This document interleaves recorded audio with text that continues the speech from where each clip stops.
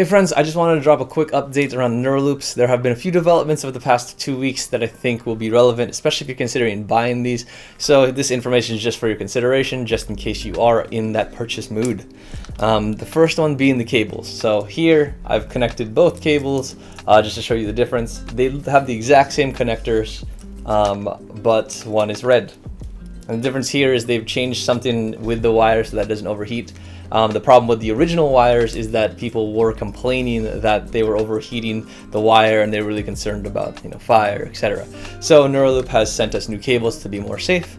So these should work exactly the same. So we are going to connect and just make sure everything is solid and we get that light of confirmation.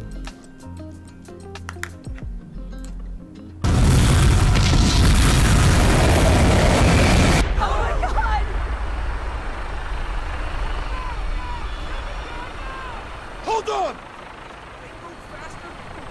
Oh god! Oh god! Oh god!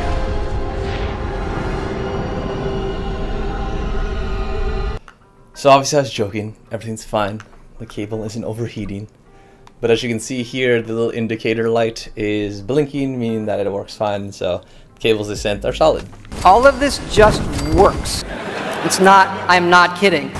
Is that there is going to be a large firmware update at the end of August.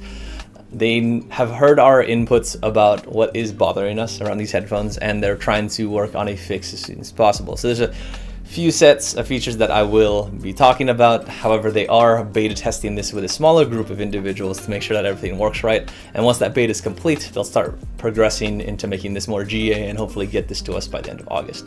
So the biggest one that is complaining a lot of people is the on and off. So they've been trying to be intuitive by making the headphones try to understand when they're off your head and then shut them off, so you don't have to worry about buttons. However, that intuitive nature is kind of causing misfires, and people are getting deep sleep mode when it's on their head, or it's completely shutting off, or it's not shutting off when it's off your head. So those were really big complaints for me as well, that the on and off was just very inconsistent and I couldn't really gauge how to get the action that I wanted. So they are bringing in improvements to make that process better, at least from the automatic front. Then the best part, which is something that I am totally on board with, is a manual on and off. So they will be introducing a new gesture, and that gesture is going to be the double hold, or just a hold of both ear touch dials.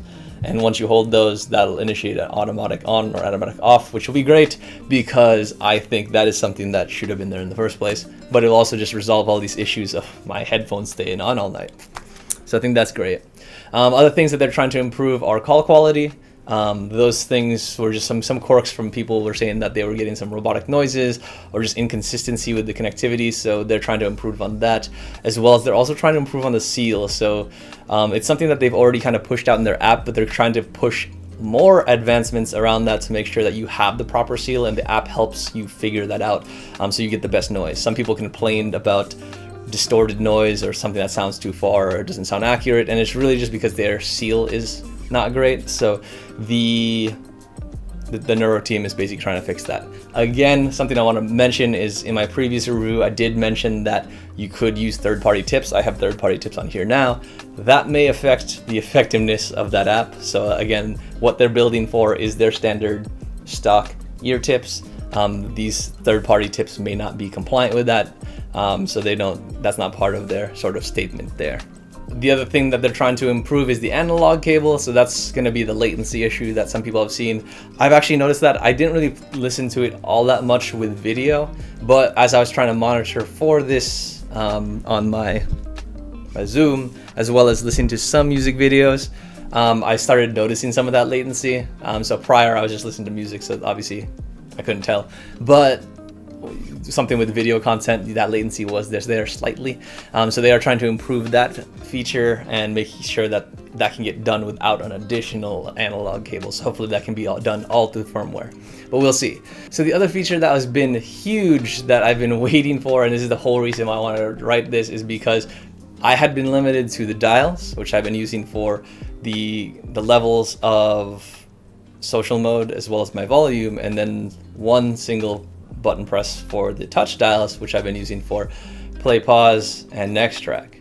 But now that we introduce a secondary tap, and that's something that's coming in August, I can now put in my normal setup that I have in most of my other headphones, being able to quickly turn on ambient sound mode, being able to pause and play, being able to get my next track, and then be able to go previous track. So just full controls in my headphones where I don't actually have to access my phone is going to be great. And I'm really glad they were listening and added that double tap, because that basically lets us use their headphone more rather than having to rely on another device to get that performed. So overall, I have seen that Nuraloop is listening to us, so definitely keep shooting stuff their way, because they're trying to make this product as good as possible and making their consumers as happy as possible in these times. So shout out to Nura. I appreciate all the work that you guys have been doing. And for anyone that's kind of on the fence, I would say definitely kind of jump on the board with here. You can wait. Again, you can wait till those firmware updates come out. If you don't want to pull the trigger right now, I'd say waiting a month, buying it in September probably is a really good time, because you'll be able to see how those updates come in. But for now, it's an encouraging future for these headphones. I'm already really like them, and they're my main driver for earbuds, but they're gonna get better. So only solidifying them as my daily driver. But anyway, I know this was a quicker video. It was just really a quick info update or blurb into your face. So really appreciate you guys checking it out. Again, if you've been liking what you see, please consider liking, subscribing, doing all the things that you normally do on a video that you like and love. And I'll see you next time. Peace. Appreciate you.